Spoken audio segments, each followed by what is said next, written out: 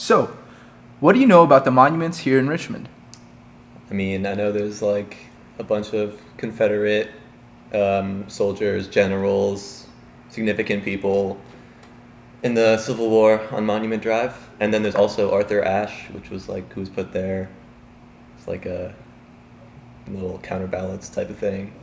They're Confederate generals, soldiers. Okay, yeah. I know there's a couple Confederate generals, and then there's another one about a famous tennis player. Okay. Where did you grow up? Chicago, Illinois. I grew up in Virginia. Okay. I grew up kind of in rural Virginia, kind of western, northern Virginia. All right. Do you think that environment affected your perspective on the monuments? Definitely. Because when I grew up in the Virginia public schools, a lot of the history classes in elementary school taught us about how the Confederates, while like a misguided mission, they taught us about how they weren't really bad people and really tried to highlight like how good people were. Okay.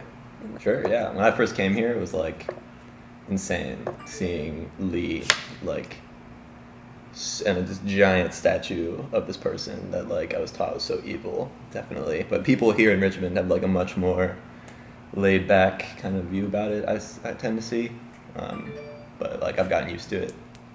Yeah, growing up, I saw a lot of Confederate flags out of trucks and stuff. But my parents aren't really from the East Coast, so they don't really know like the Southern pride. They're from California, so I was always told like Confederate flags are kind of racist, a little bad. What would you do about the monuments? I definitely feel like there could be some kind of, I don't know about addition or like a slight adjustment to them to kind of change their meaning, because they do seem very like triumphant and celebrated, and I know that I guess they're like heroes of Virginia, but still fought for the Confederacy. You know, there needs to be some more recognition of like them, who they were. I think. I'd like to think that I'd replace them with like more positive historical figures, people who either like advanced equal rights and such like that, women's suffrage. Now, here in Richmond, there's plenty of artwork, from abstract murals to the classical monuments we were talking about. What kind of message do you think Richmond is sending by having these monuments up? I don't really support the Confederacy, but I kind of think it should be there to remind us of what happened.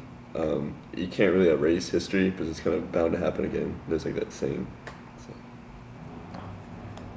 I don't know. It's tough because, like, I mean, as an outsider, I felt like it wasn't a good message. Like, it was just kind of acknowledging, like, these Confederates in, like, a very positive way. But a lot of people don't feel like that. Like, tons of people don't feel like that. It's very controversial. So I think Richmond wants to show that it acknowledges its history and like appreciates its history to appeal to some people, but also like patronizes like cool art that is new, and I appreciate that. I think they're sending a similar message to how people who fly the Confederate flag feel, in that it's more of a Southern pride versus like a racist message. But I think that to a lot of people it comes across as kind of scary and racist. Some make the analogy that having monuments to honor Confederate generals and leaders is the same as having an avenue in Germany that has monuments depicting the heroics of Nazi leaders. Is this analogy accurate? I definitely thought that when I first saw the monuments. Like I immediately was like, dang, this is just like having an enormous statue to Hitler. And obviously those are different historical figures, but I mean, Germany, it's a different situation. I don't know.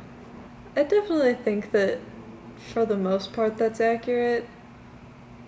Personally, and I don't really know why, but I'd probably be a lot more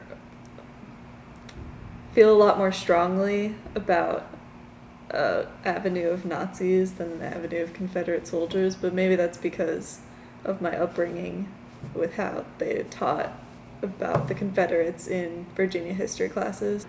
I think a better analogy is maybe they have tours of like the concentration camps, and I think it's kind of a reminder of like what atrocities happened there, and we kind of need.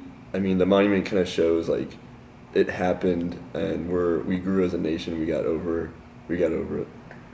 So why do you think the Confederate monuments are still standing? There's a lot of people that believe that those monuments and those people just kind of stand for like states' rights or something like that, and they don't really have a negative connotation. People are like proud of them, like Virginia heritage or like Southern heritage. But there's definitely a huge camp of people in the country that would be like, the monuments are awesome, just as there is a huge camp of people who don't.